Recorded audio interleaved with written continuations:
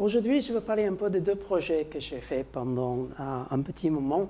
Le premier projet, c'est un projet un peu de big data. Et c'est quelque chose que, en effet, je n'avais pas du tout envie de faire. Ça faisait, je crois, j'ai parlé avec les gens de ONR pendant 3 ans en disant qu'on avait besoin de ça. On avait surtout besoin de quelqu'un d'autre pour le faire. Mais personne n'avait envie de le faire et je pensais qu'il nous fallait ça. Alors je l'ai fait. C'est pas quelque chose qui me plaît, mais ce qu'on peut faire avec, je trouve que c'est vraiment incroyable. Alors c'est un truc intéressant quand même. Le deuxième truc, c'est quelque chose que j'ai commencé quand je suis allé au IBAC en allemand il y a 2 ans. Et je commence de m'intéresser de plus en plus dans la communication, le comportement, des choses comme ça.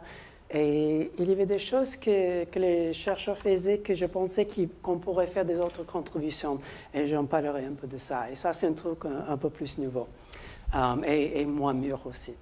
Alors, on commence. Alors, c'est le projet que j'ai commencé avec ONR. Ça s'appelle TETHIS. Et c'est un grand groupe. Je ne vais pas lire tous les noms parce qu'il y a une deuxième page aussi. Mais ce que je veux dire ici, c'est qu'on avait un peu ramassé beaucoup de gens qui travaillaient dans le bioacoustique de mammifères marines. Et on a commencé à leur parler, qu'est-ce qu'il nous faut? Qu'est-ce qui est important d'enregistrer quand on pense un peu aux détections, à la localisation, quand on met un instrument dans l'eau?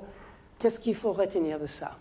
Et la raison que je voulais faire ça, c'est parce qu'il y a beaucoup de choses dans l'océan qui passent à des échelles assez grandes.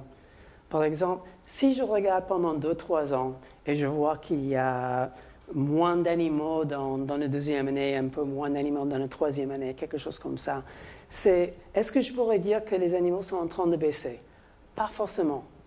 Parce que si on regarde les processus qui marchent dans l'océan, il y a certaines choses qui marchent dans une échelle de 10 ans ou même plus long. Alors, si on veut vraiment dire des choses de qu'est-ce qui se passe avec les animaux, il faut vraiment qu'on a des records, je ne sais comment on dit records, des enregistrements beaucoup plus longs. Alors, mon but ici un peu, c'est par le temps que je suis prête à prendre la retraite, j'aimerais bien qu'on fait régulièrement les analyses de 30 ans, 40 ans, des choses comme ça. Et c'est là qu'on va vraiment commencer à avoir des idées de qu'est-ce qui se passe dans le contexte de tout ce qui est là. Alors, c'est un peu ça le but du projet. Alors, comme je vous ai dit, j'avais la participation de NOAA, de Scripps, de SAMS et bien sûr mon fac. Et maintenant, on est en train de commencer à faire un standard. Alors, le standard, c'est un standard américain de ANSI, American National Standards Institute. Et c'est lié au Acoustical Society of America. Des fois, des choses qui commencent avec ANSI, ça finit comme ISO. Je ne sais pas si ça va se passer. Pour l'instant, je m'en occupe de ANSI. Et ça, c'est un groupe qui représente encore pas mal de gens qui se connaissent dans les bioacoustiques, c'est des mammifères marins qui sont en train de participer, de faire un standard de ce qu'on avait commencé. On a des gens de Cornell, on a des gens de l'industrie. Bob Gisner, il travaille avec le Joint Industry. C'est le pétrole, quoi. On a des gens de Scripps, de NOAA, de University of St. Andrews. Alors, c'est un groupe qui représente beaucoup de gens qui ont fait ça pendant un moment. Alors, comme je vous ai déjà dit, mon but ici, c'est d'avoir des ressources assez longues. Alors ça, c'est très, très important. Mais le problème avec ça, c'est si on veut faire des choses qui sont très, très longues, comment est-ce qu'on fait quand il y a quelqu'un qui découvre quelque chose de nouveau? Et je vais vous donner un exemplaire dans un petit moment. Mais il faut qu'on ait un peu la consistance et qu'on peut faire des autres choses. Et le dernier truc que je voulais faire, c'est je voulais regarder pas simplement les recours qu'on avait faits, mais je voulais aussi voir dans le contexte des autres choses. Par exemple, si on regarde un peu le signal chlorophylle, ou le sea surface temperature, la température des choses comme ça. Comment est-ce qu'on peut faire ça dans une manière qui est assez facile à intégrer avec nos data? Comme ça, on peut regarder, avoir une vue un peu plus profonde. Alors, ça, c'est un peu ce qu'on avait fait. Le système, comme je vous ai dit, ça s'appelle Tethys. Et l'idée, c'est là on a un animal qui fait un signal acoustique. Ce n'est pas forcément un animal. On pourrait aussi enregistrer des sons anthropomorphiques, les bateaux, les airguns, des choses comme ça. Mais après, on fait des genres de trucs que vous faites ici dans les analyses de son. C'est qu'on fait chez nous. Et ça va produire quelque chose comme les détections. J'ai trouvé un animal qui faisait ce bruit-là. Ou peut-être c'est une localisation, c'est l'animal est dans cette position. Alors, ça serait dans un format que c'est à vous de décider. Mais ce qu'on veut, c'est de faire un système de translation, quelque chose qui pourrait prendre ça et mettre dans le format standard. Alors, on a essayé de faire ça, la traduction de format, avec simplement un document. Alors, c'est un peu, vous appelez ça, on appelle ça, et ça, c'est la règle pour le changer. On ne voulait pas que les gens seraient obligés de faire des programmes, de pouvoir faire des programmes pour faire ça. Alors, c'est juste un document. Alors, on le met dans un repo, dans un database. Et puis, on a un mécanisme de serveur qui, en effet, ça parle aux databases et ça parle aussi aux choses qui sont sur l'Internet pour avoir des choses, par exemple, comme je vous ai dit, le sea surface temperature, des choses comme ça.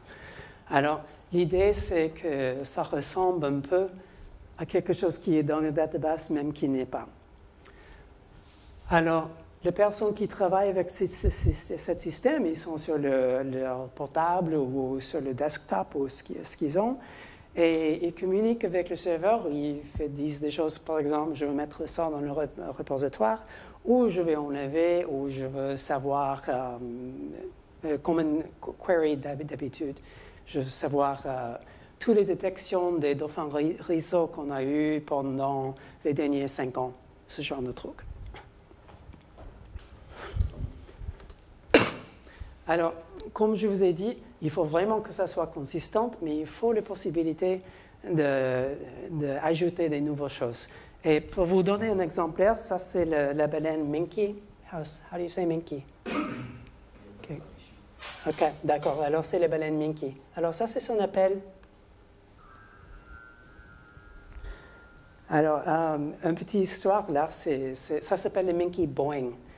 Et les marins américains, pendant la guerre froide, ils ont pensé que c'était un sous-marin russe. Une sous-marine, je ne sais pas, russe. Alors, ils ont passé pas mal de temps à essayer de savoir qu'est-ce que c'était. Et en effet, ce n'est pas si longtemps que ça qu'on est sûr que c'est une baleine. Ça fait peut-être une quinzaine d'années qu'on avait découvert ça. Mais il y avait des gens qui ont étudié le Boeing, notamment Dave Mellinger et Denise Rich, qui ont fait les études. Et Dave Mellinger, il avait remarqué qu'il y avait des Boeing qu'en effet, ça commence à devenir un peu plus rapide parce que c'est un appel qui est un peu dépulsé, un peu pop, pop, pop, pop, pop, pop, mais c'est assez rapide qu'on entend la tonalité, quoi. Alors, il a remarqué qu'il y avait un peu de variation et il avait trouvé 2 sortes. Et puis Denise, elle était en train de regarder notre couple de baleines Minke et elle a vu qu'il y avait une 3e sorte. Alors, si vous voulez faire ce genre d'analyse, il faut vraiment que vous commencez à compter qu'est-ce que c'est la différence temporelle entre chaque pulse. Alors, ça, ce n'est pas le genre de truc qu'on a mis dans le database standard dans le format. Alors, on voulait vraiment quelque chose, si tu voulais mettre ça, ça va. C'est facile à ajouter. Alors, on a choisi de XML pour le faire, parce que l'XML, on peut mettre un schéma pour dire qu'il faut avoir ça, mais on peut aussi mettre d'autres choses. Alors, c'est un choix que pas mal d'autres gens ils ont utilisé pour le data. Il y a le ISO 19115, le standard, c'est un peu pour l'instrumentation. Il y a les gens de Open Geospatial Consortium qui ont des choses pour les localisations. Il y a pour la biologie, il y a le Darwin Core. Alors, il y a plusieurs groupes qui ont déjà choisi ça. On avait d'abord pensé qu'on allait prendre un de ces autres standards et le modifier. Mais le problème avec ça, c'est, en général, ils sont assez complexes, ces standards. Et pour les biologistes qui vont travailler avec ça, quand j'ai commencé à leur parler de ça, c'était un peu comme overload. Hein? C'était pas quelque chose qu'ils voulaient faire. Alors, j'avais pris le conseil de quelqu'un qui travaille dans les standards et il m'avait dit, vous mettez à votre format et vous pouvez toujours faire quelque chose pour le traduire. Et maintenant, c'est un peu ça qu'on a décidé de faire. Alors, le standard qu'on est en train de faire, ça ne serait pas dans le XML. Ça, c'est simplement pour si on veut faire un database, pas un autre, quelque chose comme ça. Le standard, c'est plutôt les éléments qu'il faut avoir. Alors, c'est un peu semblable, mais pas exactement la même chose. Alors, comme je vous ai dit, il y a des schématas qui peuvent dire un peu qu'est-ce qu'il faut avoir dans un document de XML. Et je ne vais pas faire tout le long de tout ça, c'est un peu petit, je ne tente pas à que vous le lisiez. Mais ça, c'est un exemplaire d'un truc de detections. Alors,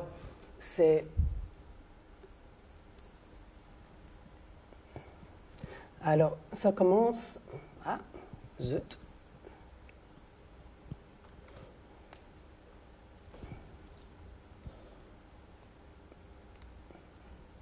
Alors, ça commence toujours avec quelque chose qui dit c'est des détections. Et après, on a des sous-éléments qui parlent un peu de ce qu'on peut mettre dedans. Et il y a par exemple une description. Ça, c'est simplement le truc qui dit un peu qu'est-ce qu'on a essayé de faire. C'est un peu des choses que les humains pourraient lire pour avoir un peu un abstrait. Et il y a beaucoup de sous-éléments dans ça.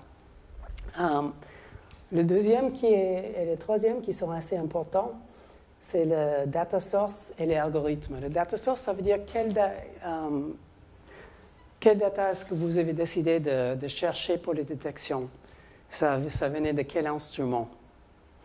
Alors, l'instrument, il était où? Alors, il faut faire ça. Après, il y a l'algorithme. Qu'est-ce qu'on a utilisé pour faire ça? Ça pourrait être quelque chose d'assez simple. Par exemple, c'était une analyste.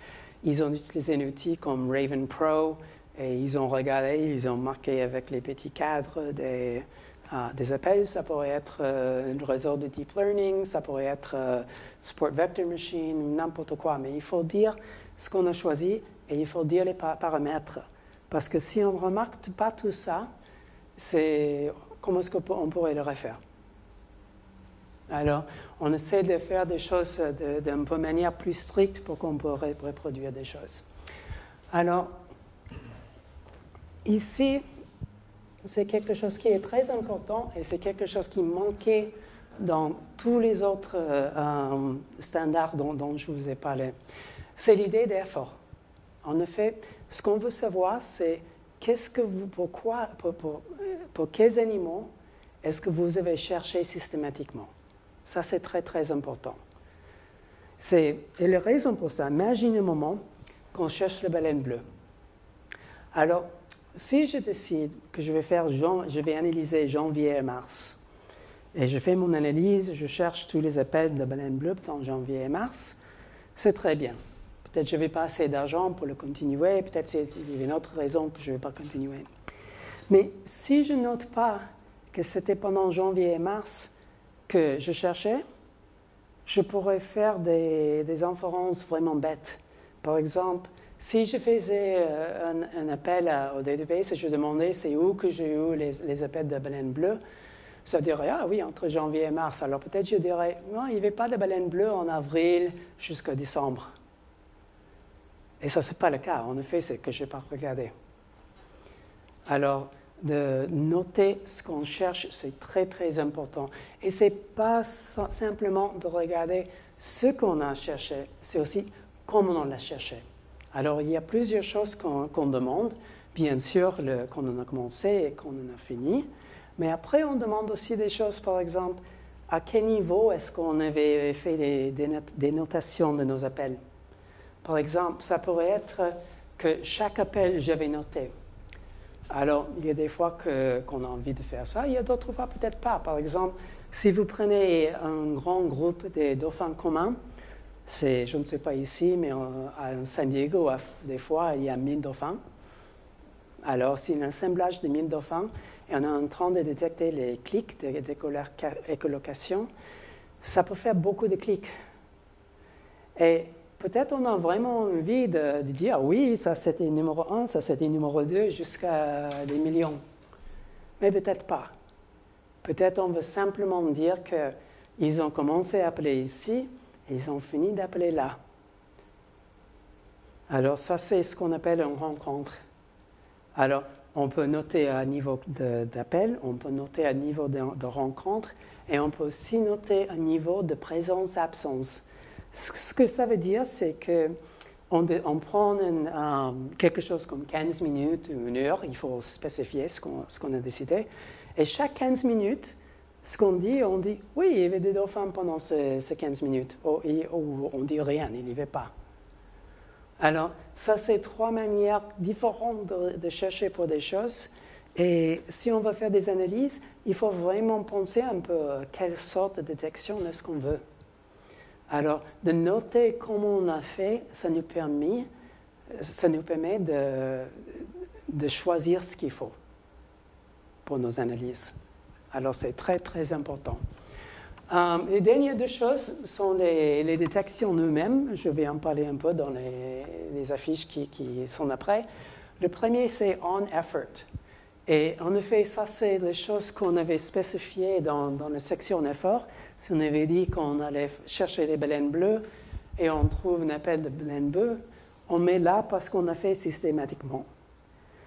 Mais par contre, si on trouve quelque chose à ce qu'on ne cherchait pas, et ça c'est plutôt pour les humains parce que les algorithmes ils sont peut-être un peu moins doués à faire ça, mais ils pourraient. Et je vais vous donner un exemplaire, c'est le Pacific Right Whale, North Pacific Right Whale. Il y a à peu près une quarantaine des animaux qui restent. Pas beaucoup.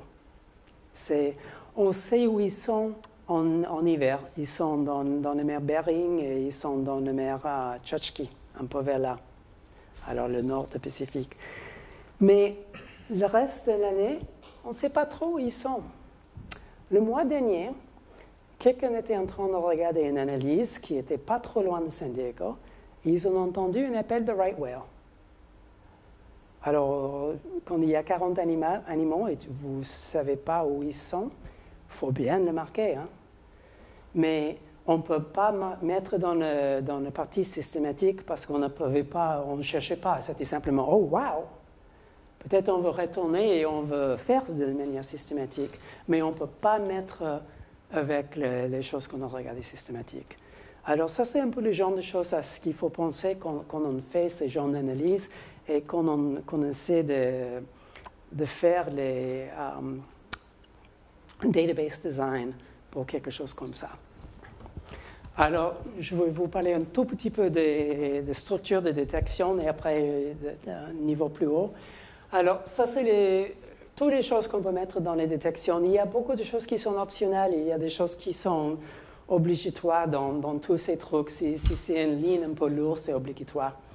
Alors, je ne vais pas lire tout ça, mais le genre de truc qu'on fait, c'est peut-être qu'est-ce que c'était la puissance de signal qu'on a reçu, qu'on appelle le receive level. On peut mettre des choses, par exemple, quel type d'appel, qu'est-ce que c'était, quand est-ce que ça a commencé, quand est-ce que ça a terminé, ce genre de trucs. Alors, il y a pas mal de choses comme ça. Il y a aussi la possibilité si vous voulez, mettre un petit bout de l'appel, par exemple un exemplaire ou un spectrogramme, on peut aussi mettre des choses comme ça. Il faut dire que ça, c'est un système pour les metadata. On n'archive pas, en général, le data acoustique lui-même, parce que ça c'est très, très grand et ça, c'est un autre genre de problème. Okay? La dernière chose que j'aimerais bien vous dire, c'est ça c'est en effet, ça fait partie des paramètres. C'est le petit truc qui s'appelle User Defined. Et le User Defined, c'est ce qui nous permet de mettre n'importe quoi. Alors, par exemple, le Minky Boeing dont on avait parlé, si on voulait mettre l'intervalle entre les pulses, on pourrait mettre ça là. Et ça accepte n'importe quoi. Est-ce que vous avez pensé à la partie instrumentation, la déclaration des calibrations? Absolument. Je vais en parler un tout petit peu plus tard. Si tu as des questions spécifiques, je peux parler un peu plus même si tu veux. On a plusieurs types de trucs. On a les détections. En effet, je crois que c'est la prochaine diapo. Alors, ça c'est un peu le genre des schémas qu'on avait fait. On avait fait les détections dont je viens de parler et les deployments. Les deployments, c'est pour les instruments.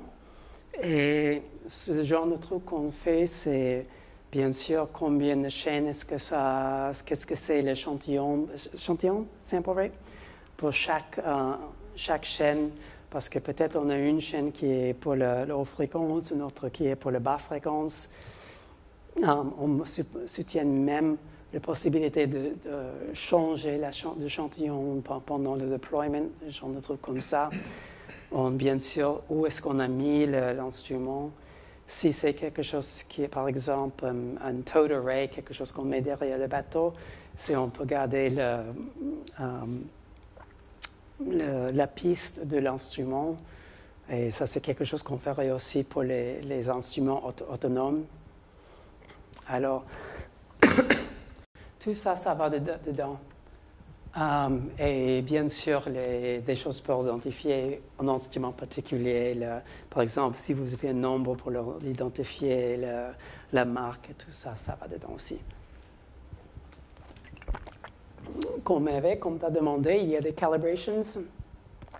Alors, on regarde ça aussi. Et les localizations. On a quelque chose pour ça.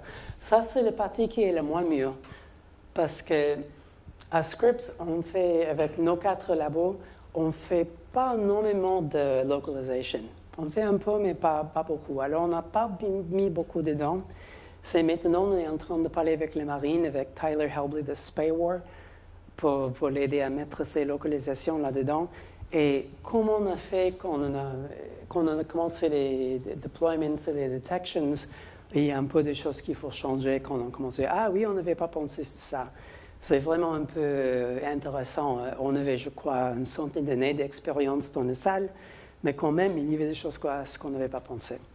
C'est un peu normal. Alors là, on est en train d'avoir un peu nos growing pains avec les localizations, mais ça va sortir bien, je crois. Quelque chose qui arrive quand on veut faire des localizations, ou peut-être pour d'autres choses aussi, des fois, on va prendre des instruments qui sont séparés, par exemple bombe X, et peut-être si on mettait un deuxième à côté de bombe X, et un troisième, peut-être on pourrait faire des localisations avec les 3 instruments. Alors, chaque instrument, ça irait dans un truc comme deployment, qui veut dire qu'on avait mis à l'eau. Mais pour avoir les localisations, c'est peut-être bien de penser un peu comme si c'était un instrument virtuel, si c'était un instrument. Alors, les ensembles, ça nous permet de prendre plusieurs deployments, plusieurs instruments, et les mettre ensemble et les traiter comme ils étaient un instrument. Alors, ça, c'est comme ça, on peut dire, si on a 10 chaînes, parce qu'il y avait 2 chaînes dans cet instrument, 3 dans un autre, et 5 dans un autre. Maintenant, on peut simplement penser comme si c'était un truc. Alors, ça aide un peu pour penser un peu à l'analyse.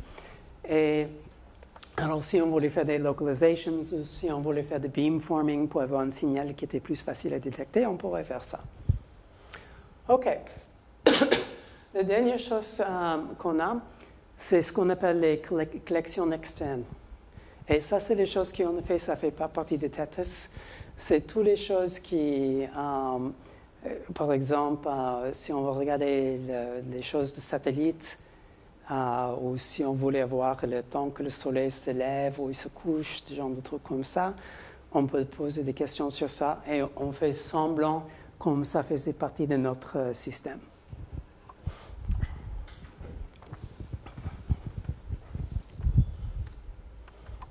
Ça, c'est un peu l'architecture.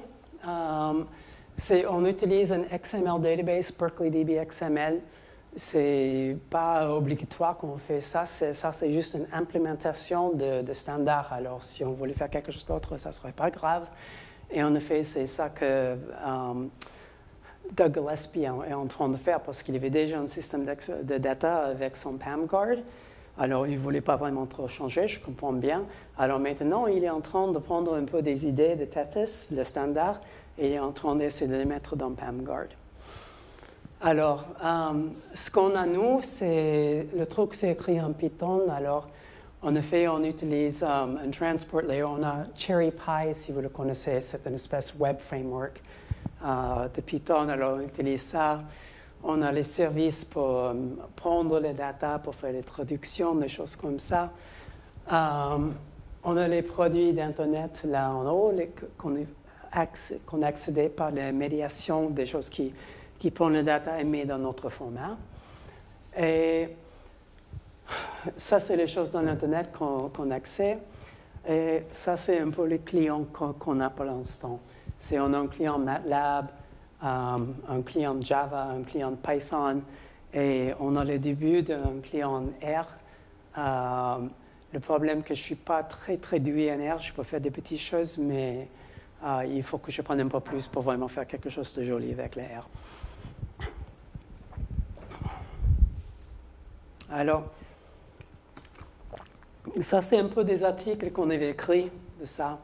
Il y a peut-être 2 articles qui sont sur le système eux-mêmes, mais comme je vous ai dit, ce n'est pas ça que je trouve qui est intéressant. Ce que c'est intéressant, c'est des choses qu'on peut faire. Okay? La plupart des articles, ils ont analysé au moins une trentaine d'années de data. Alors, ce que j'aime bien avec ça, je trouve que ça change fondamentalement les types de questions qu'on peut se poser. C'est parce qu'il y a des choses qui étaient vraiment difficiles avant qui sont beaucoup plus faciles maintenant. Et plutôt de parler un peu de ça, je vais vous montrer quelques exemplaires des genres de trucs qu'on a fait. Ça, c'est un truc très simple. Ça, c'est un enregistrement de bruit ambiant qu'on avait pris à Wake Atoll. C'est un petit île dans le Pacifique, un peu à l'ouest, sud-ouest, je crois, d'Hawaï, je ne m'en rappelle pas.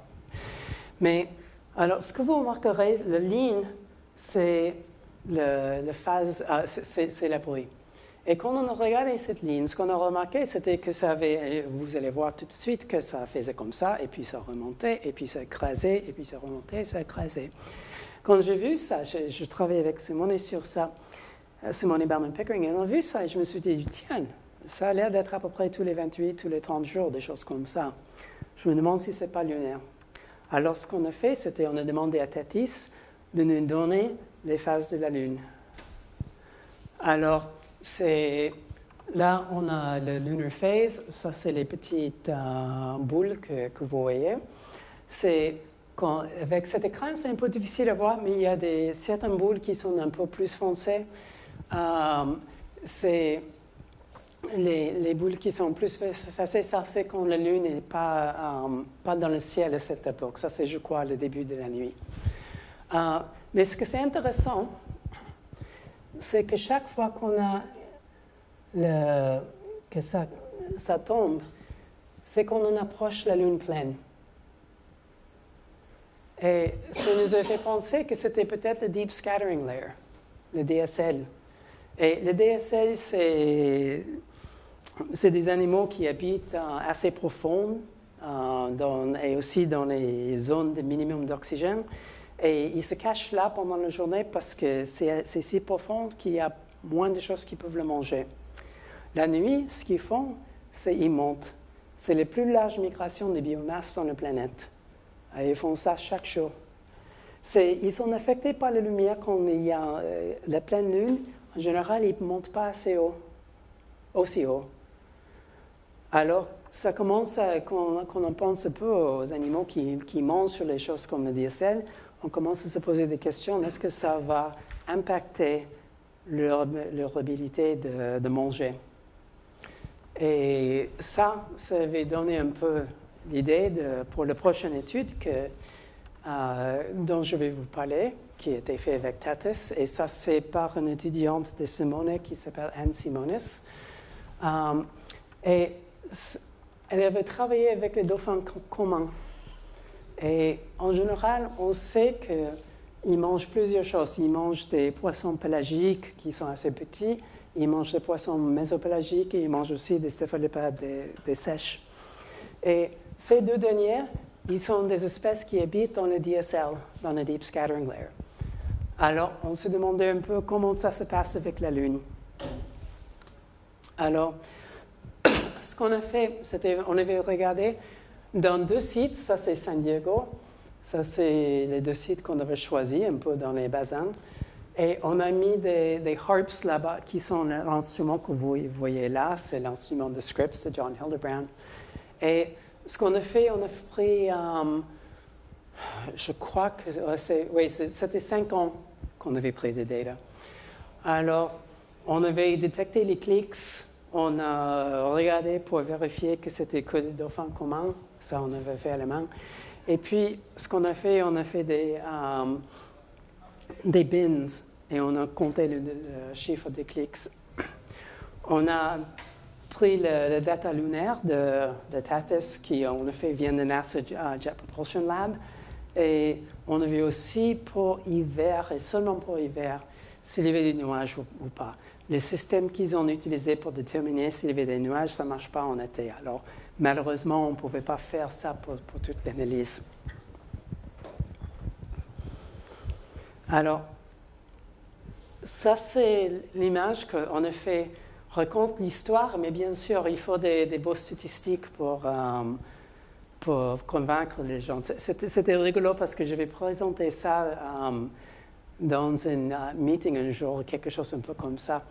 Et je ne sais pas si vous connaissez Len, what's his last name? Len Thomas, oui, Len Thomas de St. Andrews. Il m'est venu après et m'a dit, j'aime bien que vous avez mis ça, c'est évident. Moi, j'aurais fait plein d'équations, plein de choses, et il faut faire ça aussi. Mais des fois, l'histoire, c'est évident avec une image. Alors, pour vous expliquer qu'est-ce qui se passe ici, ça, c'est le temps. Alors, ça, c'est un jour. Là où vous voyez cette espèce de hourglass, le trou qui va comme ça, c'est la nuit. Et bien sûr, dans certains temps de l'année, la nuit est plus longue ou plus courte, et c'est pour ça qu'on a cette image-là. Là où on voit ces petits rectangles gris, ça c'est où il n'y avait pas d'instrumentation dans l'eau, alors on n'a pas de data pour là. Ces petits trucs bleus, c'est très bleu, c'est les détections des dauphins, des dauphins communs. Et on avait mis dans deux trucs, on avait mis dans la saison chaude et la saison froide.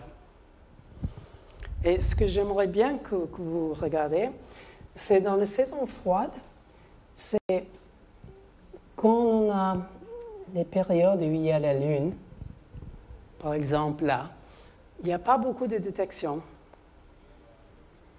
C'est de temps en temps, il y a un peu, mais en général, les détections, c'est dans les régions où il n'y a pas la Lune. Alors, ça nous a dit que peut-être ils ne sont pas en train de manger. C'est possible qu'ils sont allés ailleurs, qu'ils sont en train de manger ailleurs. Ça, on n'est pas sûr, mais on a regardé ça bien dans deux sites et on a un peu exploré dans les autres sites. Et c'était pareil de ce qu'on a vu. Mais dans la saison chaude, ce n'est pas vraiment le cas. Il y a des moments où il y a la Lune et on voit pas mal de détections quand même. Alors, ce qu'on pense qu'il est en train de faire, c'est en été, il y a des autres poissons qui viennent.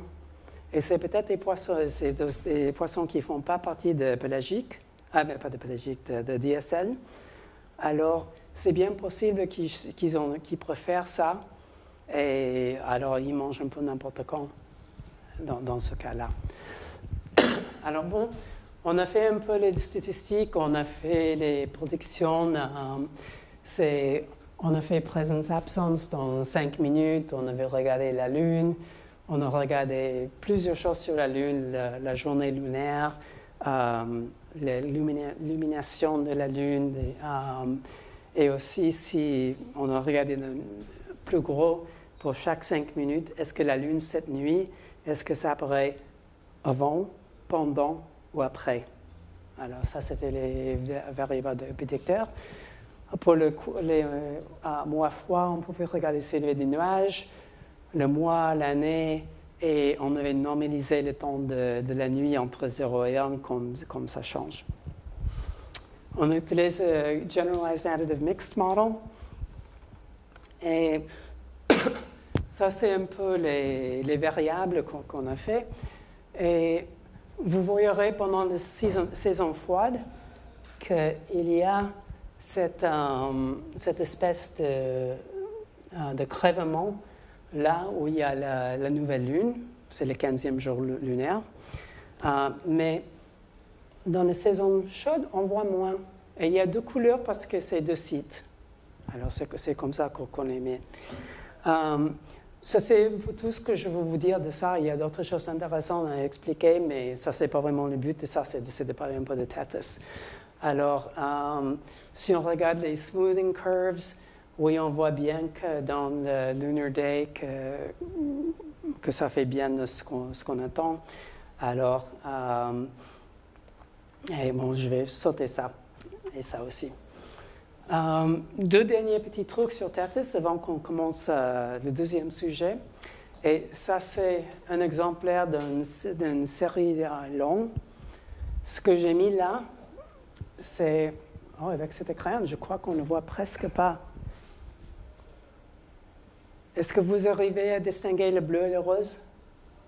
Ouais, moi non plus. Alors, c'est pas grave. Il y a un bleu et un rose, et en effet, c'est une saison de baleine bleue pendant 5 ans, et il y a le chlorophylle. Et ce qu'on voit, c'est que quand il y a pas mal de chlorophylle, souvent, il y a les baleines bleues qui viennent juste après, qui est un peu ce qu'on attend, mais c'est bien de voir pendant 5 ans. Et ça, pour générer, ça m'a pris 5 minutes. Alors, c'est vraiment bien de pouvoir faire des choses. Ça, c'est un truc qu'on fait maintenant avec le clustering. L'objectif de cette étude, c'est de voir si on peut aller dans un endroit où on ne sait rien et voir si on peut grouper les espèces ensemble. La seule raison que j'ai mis ça, c'est que je veux parler un peu de ce truc de data. Ça, c'est 4,5 gigas qu'on a analysé. 4,5 gigabytes. 4,5 gigabytes. C'est le truc de DCL. Alors, c'est assez gros. Il fallait pour chaque rencontre qu'on avait fait que j'applique la calibration. Alors, si j'avais besoin de regarder, de chercher chaque calibration, ça aurait été un peu difficile. Ce que je... Quoi? 450 gigas. Yeah, 4,5 terabytes, merci. 450 gigas. Alors, tout ça, c'était fait de manière automatique. Et ça, c'est le genre de truc que je ne pensais pas vraiment que Tethys, ça m'aiderait pour ça. Mais même pour les choses que je n'avais pas prévues, c'est utile. OK, on change un peu de piste maintenant. Alors, quand on pense aux animaux, on sait qu'il y a certains animaux qui fait des séquences des appels. On a vu ça dans les Putty-Nosed Monkeys avec le travail d'Arnold et Zuberhuler, et aussi dans les suricates avec le travail de Martha Manser. Alors, on avait fait, il y a 2-3 ans, j'avais co-organisé un colloque sur les séquences dans l'animal communication.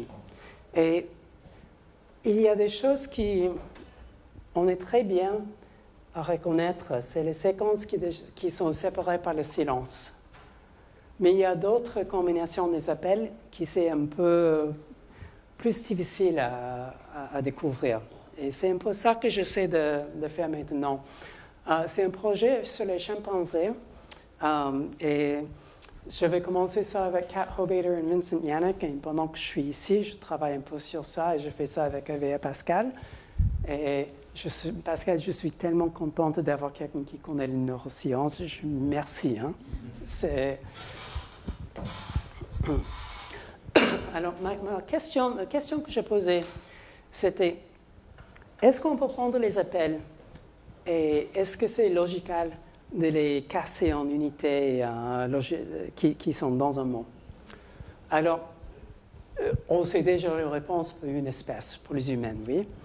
C'est une séquence de Timmett. Et c'est assez facile à faire des choses qui sont comme ça. Et si on ne parlait pas humain, peut-être c'est ça qu'on ferait. On dirait, ah oui, ça c'est les trucs. Mais ce n'est pas vraiment vrai. Par exemple, ça c'est pilot. Oui. Alors, il y a pas mal ici que vous connaissez les phonèmes. Si je prends le L et je change à R, c'est plus pirate, mais c'est pilot. Oui. Alors, il y a des structures là qu'on aimerait bien découvrir. Ce n'est pas forcément évident pour tous les animaux. Ça, c'est un plain fin midshipman que je ne pourrais pas vous dire en français. Oh, pardon. Alors, ça, c'est son appel. Et est-ce qu'il y a des structures dans ça? Peut-être, je ne sais pas. Ce n'est pas évident pour moi. Okay? Alors, si on veut essayer de découvrir les structures dans les appels, il faut penser un peu comment on pourrait faire ça. On peut prendre de côté production, on peut reprendre de côté perception. Alors, quand on regarde la production, il faut penser un peu comment on fait le bruit. Par exemple, il y a des constraintes. Pardon? Des contraintes. Il y a des contraintes morphologiques. Wow. Il y a des contraintes morphologiques. Par exemple, si je suis une sauterelle, je ne peux pas faire « oh ». Oui, je ne peux pas faire ça parce qu'en effet, ce que j'ai quelque chose un peu comme une penne et j'ai quelque chose que je fais contre, oui. Scraper and file, en anglais. Alors, je ne vais pas pouvoir faire ce genre de truc. Si je suis un oiseau et j'ai un gros bec, ça va limiter la fréquence que je peux ouvrir et fermer pendant que je suis en train de faire une espèce de trail. Alors, et même si on ne regarde pas les trucs morphologiques, il y a des contraintes temporelles. Si je mets mon système d'articulation dans une certaine position, d'aller dans une autre position, ça prend du temps. Alors, il y a des choses qui sont plus difficiles de faire l'un après l'autre. Et quand on pense des humains, même pour notre langue, il y a des choses des contraintes. Si ça passe dans les autres animaux, on ne sait pas. Si on regarde du côté perceptuel, on peut regarder d'abord de comment on entend le oui. Oui, on peut regarder les pinins et qu'est-ce que ça fait pour filtrer les sons. On pourrait regarder qu'est-ce qui se passe dans le cochléa, des choses comme ça. Ou on pourrait aller un peu plus profond. On peut essayer de regarder un peu qu'est-ce qui se passe dans le cerveau. Alors, ma question, c'est où est-ce qu'on commence? C'est bien possible qu'il faut faire tout ça. Ce n'est pas forcément un truc facile. Mais il faut commencer quelque part. Et moi, je pense que la perception dans le cerveau, ce n'est pas un mauvais endroit pour commencer. Et c'est ça qu'on a essayé de faire. Alors, il y a un groupe qui est mené par Lakatos qui ont fait des études sur les singes macaques. Et ça, c'est ce qu'ils ont fait là. Ils ont mis un EEG. Et ça, c'est un spectrogramme de quand les neurones activent. Alors, ça, c'est à peu près 3 secondes. Et puis, la fréquence, c'est jusqu'à 100 Hz. Et vous verrez qu'il y a une activation qui est assez contenue là, vers 1,5 ou 1,4 Hz. Et il y a un autre qui est plus important à 8 Hz. Alors, ce qu'ils ont fait là, dans le prochain, ils ont pris la ligne, oh, pardon, ça c'est pas une ligne très bien, mais ils ont pris la ligne qui est à peu près là, et ils ont tracé le spectrogramme pour faire ça. Okay? Et ce qu'ils ont fait pour la ligne de 1,5 Hz, c'est ils ont marqué la phase plutôt que l'amplitude. Alors,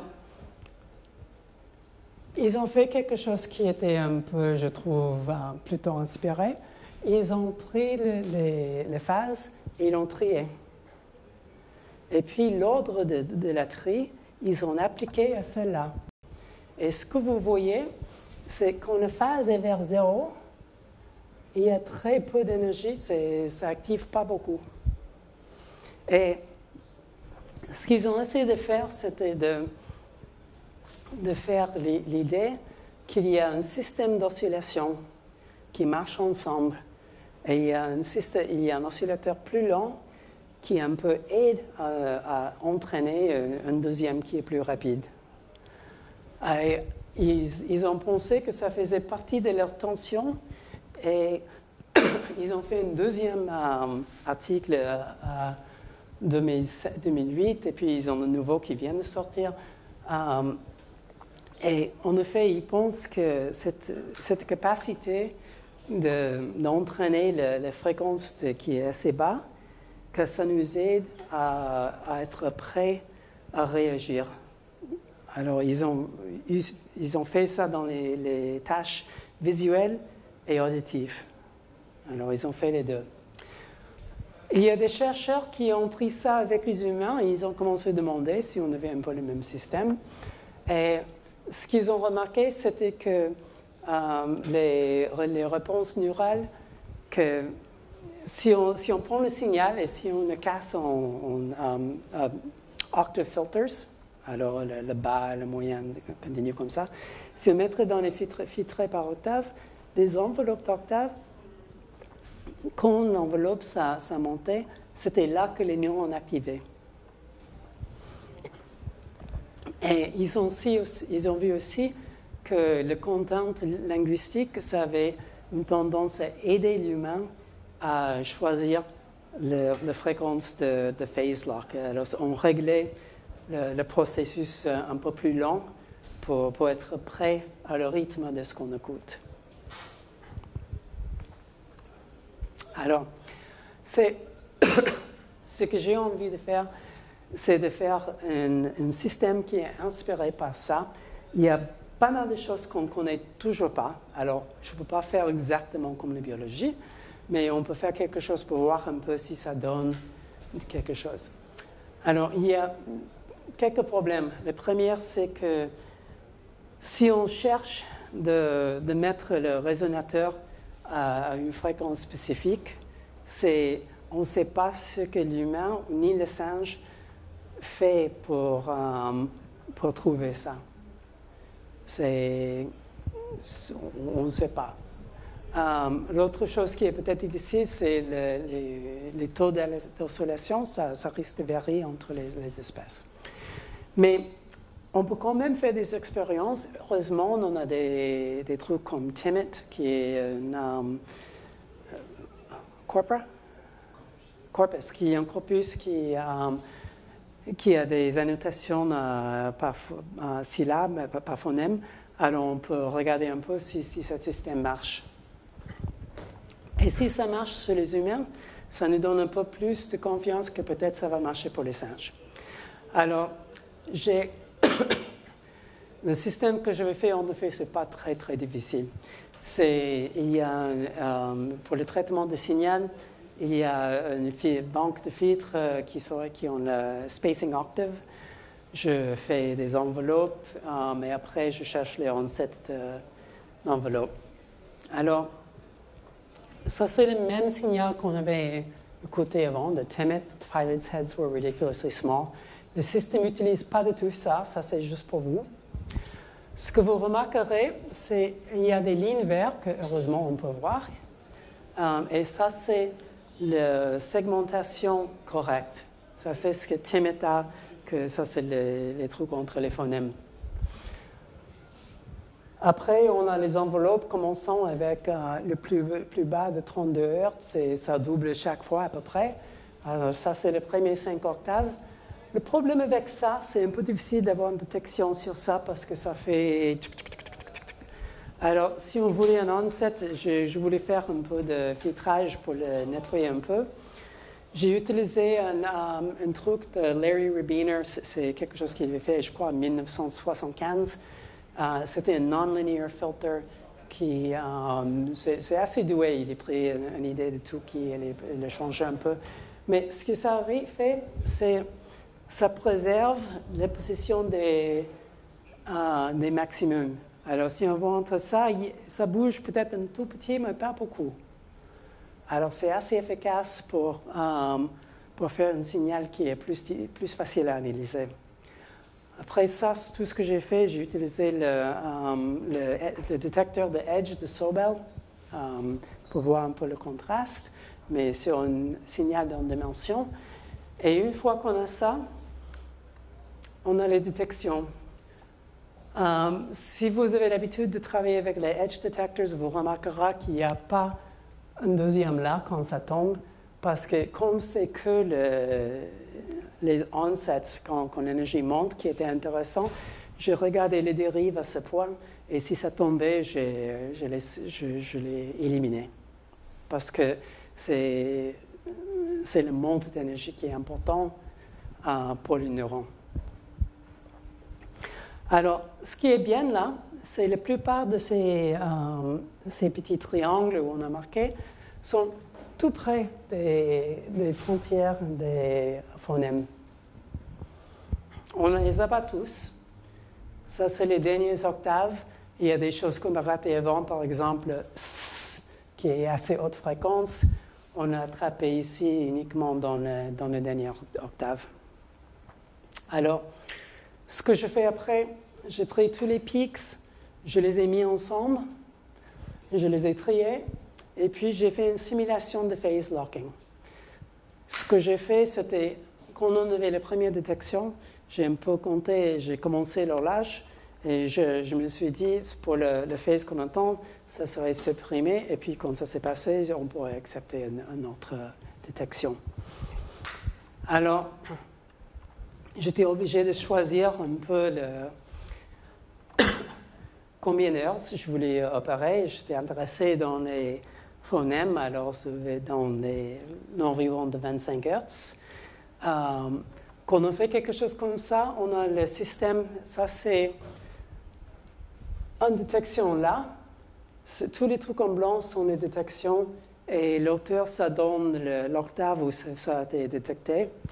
Vous voyez qu'il y a des choses qui sont supprimées parce qu'ils sont trop proches, parce que la phase ne convient pas. Et puis, il y a aussi des erreurs. Il y a des choses qu'on s'est trompé. Il y a, par exemple, on a raté celle-là. Il y a plusieurs qu'on rate. Si on regarde sur Timet, je crois, vu tout le monde ici, qu'on est plus ou moins precision recall, non? Ouais, OK. D'accord. Alors, si j'utilise la Timet, j'ai une precision qui était, j'ai opéré entre 18 et 32 Hz, et la precision, c'était entre 85 et 89%. Le recall, c'était entre 41 et 43 à peu près. Alors, ce n'est pas des nombres fantastiques, mais je sais qu'il y a pas mal de choses qui passent toujours dans l'humain qu'on n'est pas en train de faire. Mais je pense quand même, ça nous donne l'idée que ça, c'est quelque chose qui marche, qui fait quelque chose. Alors, je pense qu'on est un peu dans le, comme on dit, the right track. Alors, si je randomise nos détections,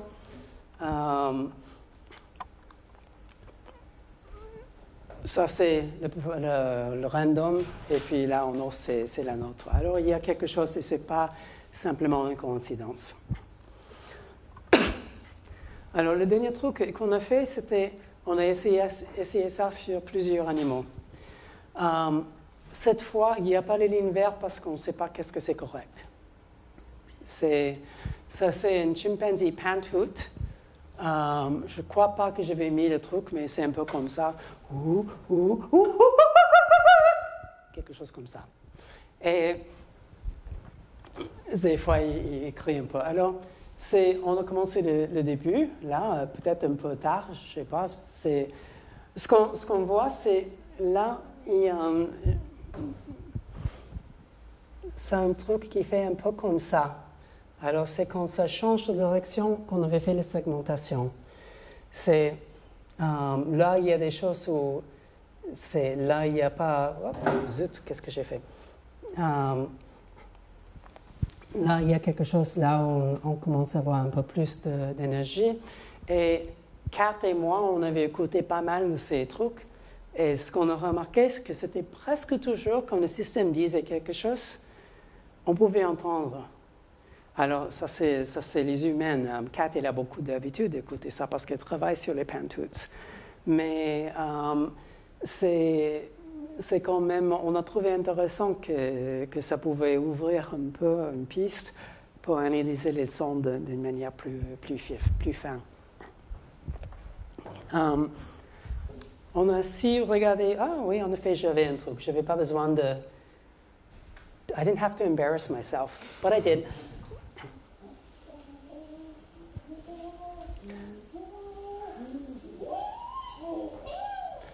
Elle a fait mieux que moi. Alors, avec cet écran, c'est vraiment difficile de voir les lignes. Mais si ça vous intéresse, vous pouvez venir ici à la fin de truc et vous pouvez regarder sur le laptop. J'ai un truc où c'est ralenti pour qu'on puisse voir et écouter un peu. Mais comme vous ne voyez pas bien les segmentations, je ne crois pas que ça vaut la peine de les passer. On a aussi fait avec d'autres animaux, comme je vous ai dit. J'ai fait avec une phoque. Ça, c'est les phoques qui avaient vocalisé dessous l'eau.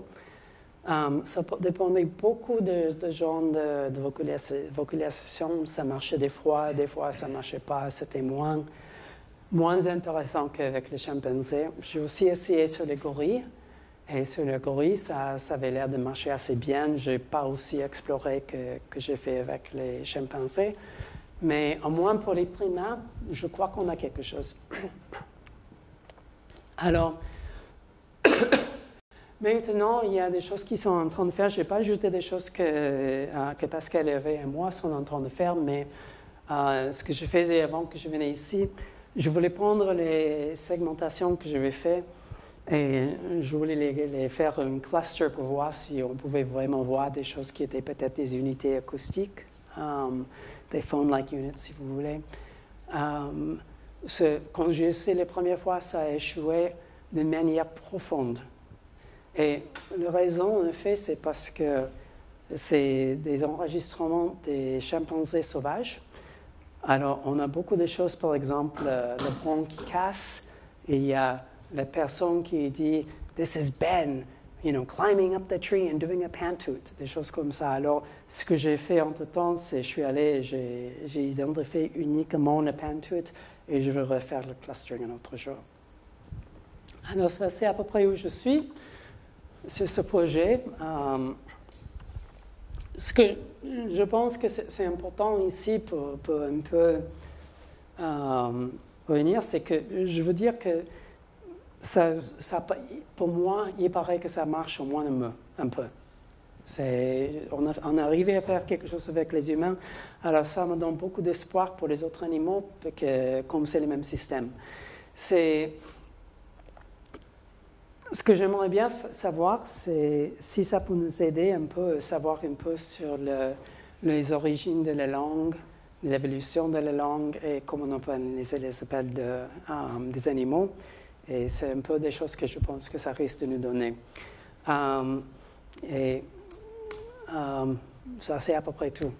Alors, si vous avez des questions, je suis disponible, je ne sais pas. Be more than happy to answer them.